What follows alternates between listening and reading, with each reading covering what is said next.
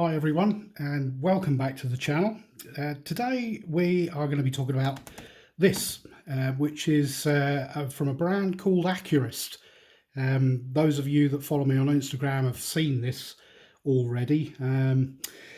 Just a quick little bit of a history lesson, if you like, on Accurist watches for those that aren't familiar with them. They were founded in 1946 in London by Asher and Rebecca Loftus. Just primarily, obviously, mechanical watches at the time, and once the quartz crisis hit, they then branched out into quartz watches, and they kind of specialise in kind of the more fashion type, lots of ladies' watches. They also do gents' watches as well. Their range is really, I suppose, predominantly dress watches, but they do have divers. They have a 200-meter diver, I know that, a lot of 100s as well, chronographs and some digital watches. The price range that they do varies from £50 at the bottom end right up to pieces of around about 1,500 British pounds. They were the sponsor of the UK's first speaking clock service from 1986 to 2008, and they also did the Millennium Countdown clock for 1,000 days, obviously in the run up to the year 2000 from the Greenwich Observatory.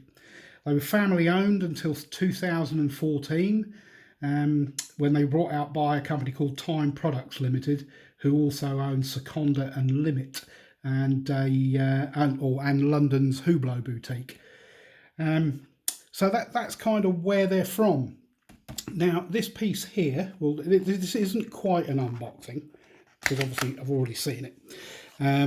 But this is what you get when it arrives, and this is where I bought it from, a company called GB Watch Shop. So shout out to these guys, they were very good. A nice 10% voucher there as well should I want to buy another one or something else. So inside the box we have the watch box itself, quite nicely done, sort of a satiny, silky feel with their logo on the top. And then we open the box, and here we go.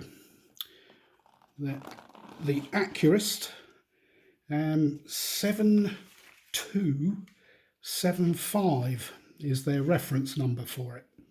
Let me just get that off the pillow there. We also have in there, by the way, we have the 2-year warranty, some Silcogel, your instruction book, which we don't actually need because those that are familiar with watches kind of know how these things work. So we will dispose of that for now and put that back in its box over there. So here we go. I'll just give that a quick wipe because I've got my grubby finger marks all over it. There we go. So here we are. Panda dial chronograph. I'd actually been looking for one of these or something similar for quite some time, but didn't want to go down the route that a lot of people seem to have gone down with the likes of a Pagani, which is just a straightforward homage to the Rolex Daytona. Not that there's anything wrong with those or anything wrong with doing that, but I just wanted something that was a bit different. And this popped up, and it just struck me as something that was really cool, very nice. We'll get some dimensions out of the way. We have a case size inside of the crown and to here of 41mm. We have a case thickness, including that domed crystal. I don't know if the camera's picking up that dome. We'll deal with that in a few minutes, but the thickness is 11.5mm. We have a lug to lug of 47.5 and tapering down those lugs as well, and it actually does conform to the wrist quite nicely.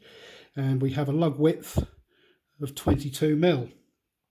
The crystal, as I said, has got a slight dome to it, which gives you some quite nice distortion at certain angles.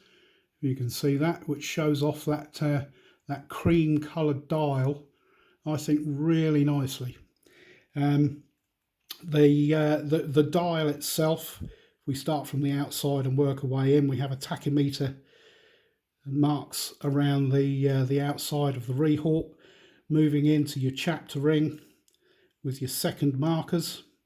You've got your applied indices, all battens, Accurist, which is printed at the top with their logo, and 50 meters water resistance. Sunburst subdials. This dial here is your 24-hour.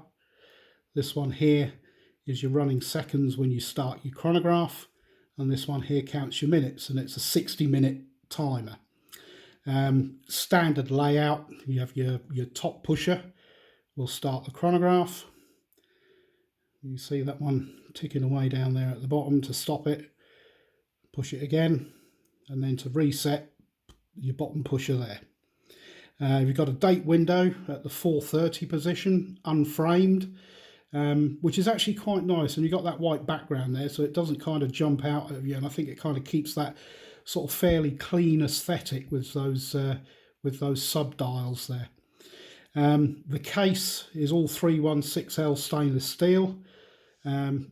Everything is brushed apart from the crown, which is not screwed down, which is a signed crown, the A for your Accurist, and the only part of the polishing is the midsection of the bezel, and I think that is actually quite a nice touch. Being the only polished part, it does actually it stands out and sort of lifts as well, and everything is very clean, very precise, very nice kind of sort of sharp edges, if you like, but not sharp, if you know what I mean. It's not they're not too sharp so that you're going to do any damage to anything or yourself there. It's just nicely done. Now the case back is screwed down, and there's your information on there. The model number is the 7275, water resistant to 50 meters. So I mean, yeah, you're not going to go swimming with this on. And there's your caliber. It's actually a Seiko movement in this, which they've got down as the VD53. So it's not the Mecha Quartz. It's the one below that, if you like, which a lot of Seiko chronograph watches use. The strap, genuine leather, and to be fair, it's okay. It's quite soft. I've worn it for a couple of days. It's already starting to shape to my wrist. I'm not sure quality wise if you can see that. I mean, it's already showing some signs of kind of creasing. So, maybe a strap change in the not too distant future. I haven't quite decided what sort of strap to put on it yet. Whether a kind of a rally style strap or whether to go with something similar again.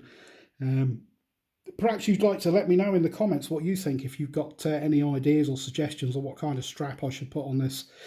One of the things I actually really like about this is the colour of that dial, because it's not just plain white. It is a cream dial, and I think it adds to the kind of vintage style look to it. The crown is easy enough to get to. It doesn't actually sit flush to the case either, which I'm not too sure about that. But I'm not likely to be taking this one swimming. It's a standard to set the date, which I'm not going to do because it is 11:15 at night, and you can see the date is starting to roll over there. Pull it out to the second position, and that adjusts your time. The loom.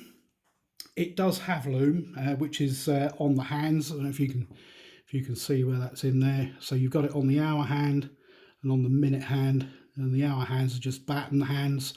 That second hand, I think, is quite nice though, with that little arrow tip on there, which is also loomed. I will do a loom shot for you, but to be honest with you, the loom on it is not great. If it has a failing, it's that. But as we know, a lot of chronographs don't have fantastic loom until you start spending quite a bit of money on them. So I'm just going to pop a quick blast of the ultraviolet, and then we shall knock the lights out and we will see what we get here. Here we go. So there we go, just on the hands, the hour hand, the minute hand, and the tip of the second hand. And it does not last particularly long. which, yeah, to be fair, I didn't really expect it to. Um, I mean, I really like the aesthetic of this. It's a watch I think that I haven't seen it about before. I've not seen many people wear them. I've seen it for sale, and for the price, you can pick these up. I picked this one up for £53, which I think is just crazy. I mean, a domed mineral crystal with that kind of really nice distortion effect going on, a Seiko movement, applied indices, nice sunburst on the subdials, a signed crown, screw down case back. I mean, really, for that sort of money, it is. I don't know how they do it. I think I have seen them selling for around about 120, which is probably where I would expect them to be. Now, whether they're coming to the end of the line with them and they're going to change them or move on and put something in the place, I don't know. That could be why the prices of them are coming down a bit. If there's anything I don't like about it, it's a bit difficult to kind of pick holes in something that's only 50 quid. But it would be the pushers. They just feel just. I mean, they're okay and they work, but they're not exactly positive. They're quite spongy and quite springy. There's no definition to them. It's they like you get on some watches where you've got a definite click when you push it in. What I do like is it's not particularly a homage directly to anything. It's not a Daytona. It's not a Speedmaster. I was actually determined not to mention Pagani design, but I know that I did earlier on. A lot of people are rushing out and buying those. I mean, I have got other Pagani, and they're okay. But when you think that you can get something like this for £50, would you spend £80 on something which has got some kind of fairly largish issues, and you don't know what you're going to get when you open the box? Personally, I think I'd probably go this way. But yeah, there we go. A Panda dial chronograph for less than £100. I'm quite impressed with that, and I'm going to leave a link in the description below to where you can get one of these, which will be the link for the GB Watch Shop, which was actually through Amazon. But I can leave a link to the GB Watch Shop as well. I mean, I think it's a great looking watch, and like I said, I'm going to change the strap on it because that's about the only other thing that I would think, I don't know how well that's going to last. So anyway, there we go. If you like this video, if you give me a thumbs up, that would be a great help, and also hit the subscribe button. And on that note, welcome to all my new subscribers. And I have to give a big shout out to David Schwartz for the sudden influx of new subscribers. He gave me a shout out on his channel. Thanks for that, Dave. You're a top guy. Go and check his channel out. I'll leave a link to his channel as well. He's got some great content on there. Anyway, smash the notification bell as well. You'll get notified when I upload any more content. Well, that's it for now. This has been the Accurus Panda chronograph. If you want to get one, check out the link below. Thanks for watching, and I'll see you in the next one. Cheers for now.